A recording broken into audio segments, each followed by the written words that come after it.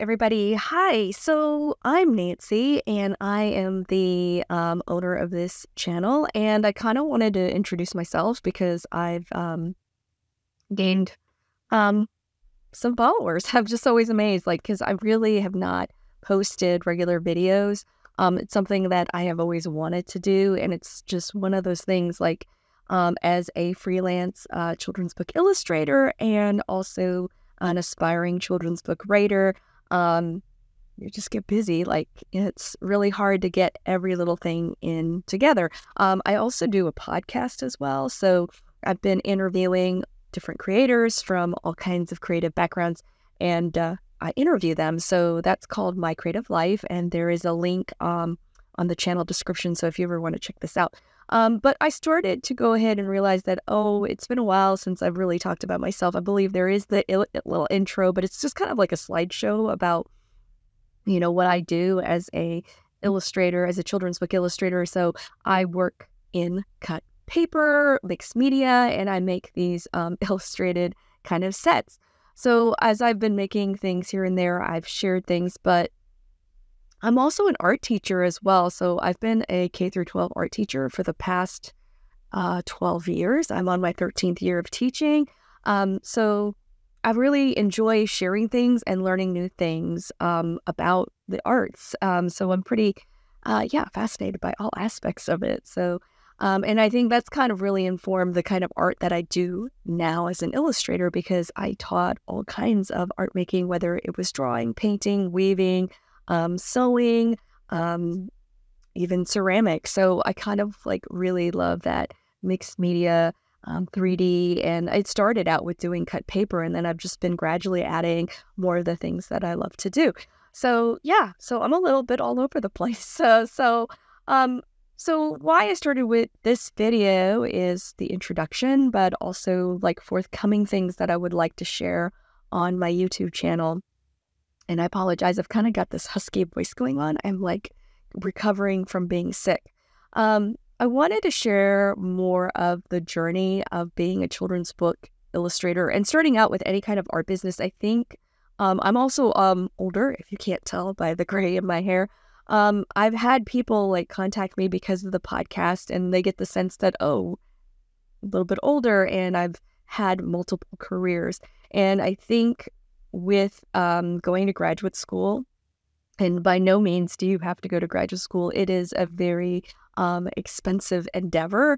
I tell people, if you're not really interested in being an educator or teaching, because that really helped me get to a higher level on my teaching certificate, and that's why I opted to do that, because I had originally planned to go back into full-time public teach, but being a public art teacher, my path kind of wound in a different direction, because I just became so passionate about writing and illustrating the stories that I make. And that was just something that was really shocking to me. I felt like I got permission when I was in graduate school to try different things, to be open, and I just kind of embraced everything that I could learn and became very obsessed with children's book illustration and writing. So I just said, you know what, I'm going to give it the old try, and I'm just going to try to work multiple jobs. So also something to be honest about is I do have multiple streams of income, because it's very challenging if you are choosing to be a freelance illustrator. You're really starting a business for yourself, and it just happens to be in the arts. So with that said, I've had to really, be mindful of my budget. I'm very frugal. And then also, realizing that I am a lot older, it was a leap of faith, because most people at my age are really doubling down in their retirement. And I did something so risky and said, you know what, I am going to really try to make a go of this art career. So I want to kind of have occasional videos where I do maybe more kind of talking like this format. So people can kind of get a sense of where I'm at. And I also think it's a really good idea as an artist and as an educator, because we do this a lot in art education. you will teach an art lesson and then you do a lot of reflection. So for me, it's also being able to reflect and think about how much have I accomplished in the amount of time that I've had.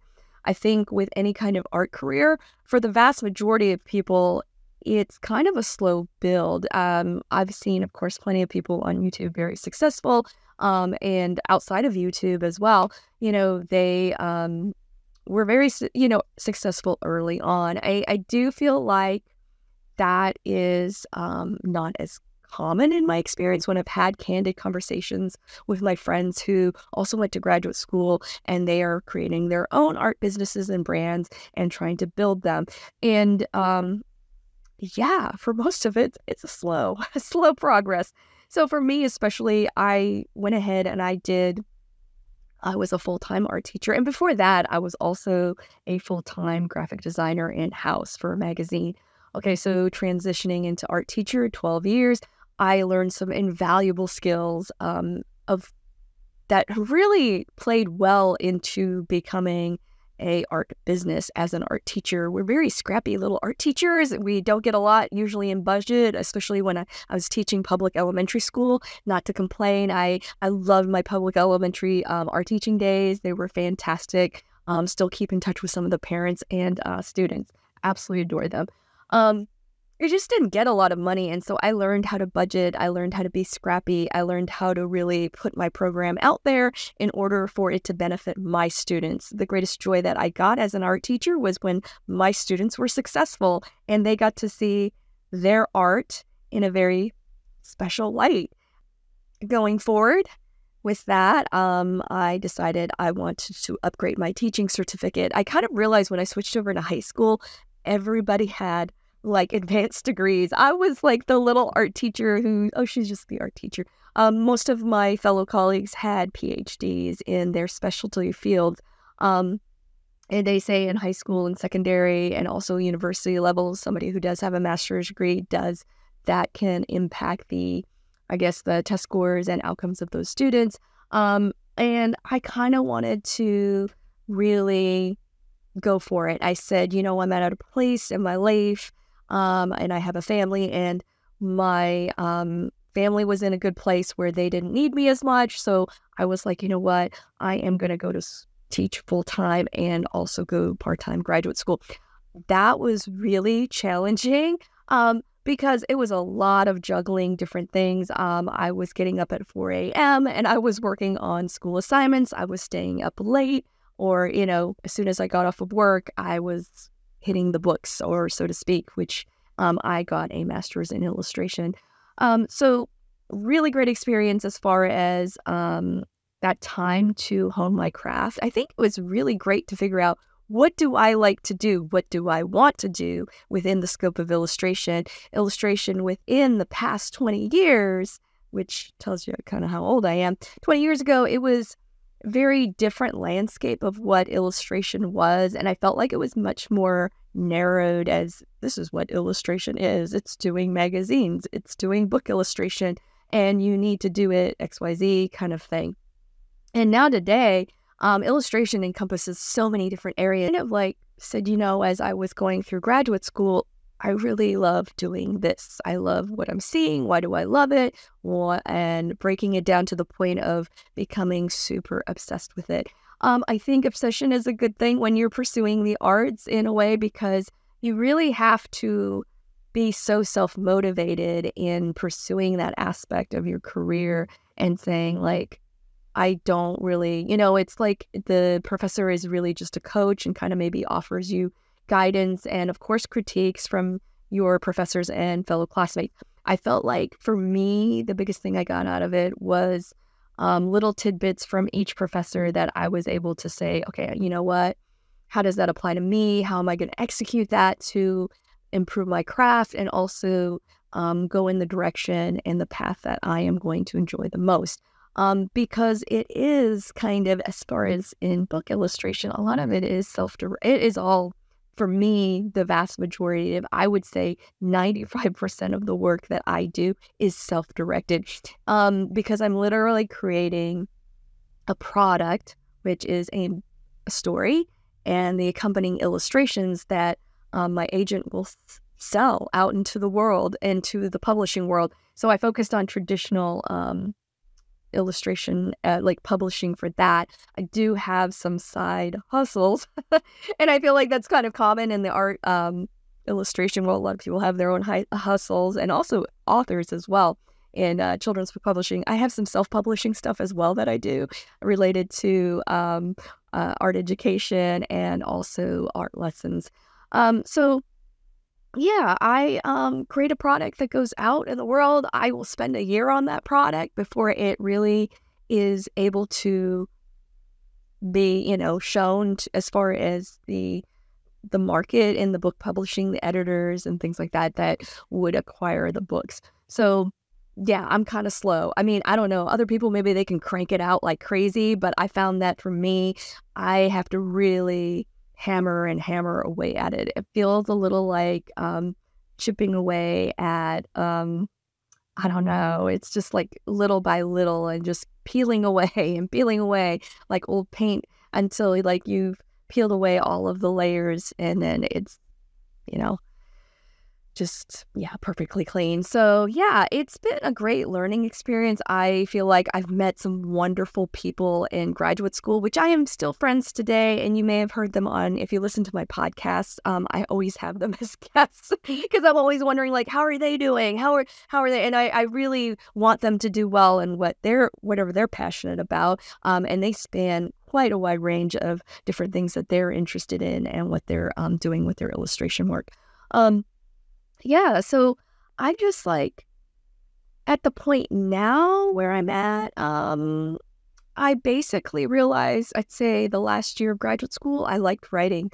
I had written and I'm embarrassed to say this, probably when I was in middle school, I did toy with the idea of being a bit of a writer and an illustrator back then in the day. I dropped it because I was really embarrassed about my writing. I'd write these angsty, middle grady, stories of, just really lame. But, yeah, it's funny. I have siblings and one of them actually kept some of my writing, and it's so cringeworthy. It's just like, oh my gosh, you can see, oh, you were definitely 12, 13, 14 years old doing that. So as I went through graduate school, a professor recommended, hey, you should write your own stories. And a really great piece of advice, because then it allowed me to always have a project to work on. I was never really having to worry about somebody to give me something. 20 years ago when I started this career, it was like, oh, somebody gives you something. And that was kind of the aspect of illustration, of it being like, oh, well, you get hired to do this work. But now in this way that I'm working as an illustrator and as an author, I make it and I pitch it. I make it and I pitch it. And it's one of those things. It is a bit anxiety ridden because you've spent a year on something. Is it going to have wings? Can it make itself become something that would end up on a bookshelf someday, or that I can actually present in a school visit with a physical book? So anyways, so yeah, and so I just kept writing. I started out with a friend's writing and reworking that, and then creating a book dummy. And then I just got brave and said, I'm going to write something. And I spent 2 years on that story. Oh my gosh, that's one of those things that I live and learn to this day. Reiterating quicker, in a way. I mean, it's good to you want perfection, but there's never really totally perfection, because at the end of the day, when it goes out there, most likely the editor is going to be like, oh, because they've had so much experience and read extensively what they love and what they are actually editing, they just have a wealth of information. And good editors, oh my gosh, it is amazing when they give you questions. I feel like that's what a good editor does. In my limited experience, they will ask you questions, and those questions prompt you to rework your story in order to make it a better storytelling at the end of the day, so that the reader will want to keep flipping the pages. As an illustrator, one of the big things I used to think was oh, it's enough to have the pretty illustration. No, it's not. You can have beautiful illustrations all day. If your storytelling is no good, nobody wants to read the story, and especially I know this experience because as a parent, you get those books and you're like, oh, this is not a good book. Oh, this is going to get buried or going to somebody else's house or in the donation bin. And I just, and I think especially once I started reading extensively in picture books, I was like, this is a book that I would read over and over and over again to my students as an art teacher. Students knew like certain books and art lessons were going to come up because they loved the story. They were like, are we going to do the art lesson based on this one story? And I would be like, yes, we are. So yeah, I really learned the power of storytelling being an art teacher. So being financially scrappy, understanding good storytelling, understanding like how a story reads really well with an audience, like beyond just the person who's reading it. There's more to it. So yeah, those things have really led himself into becoming a children's book author and illustrator. So I'm really at the very beginning of my career. It's been over a year since I finished graduate school.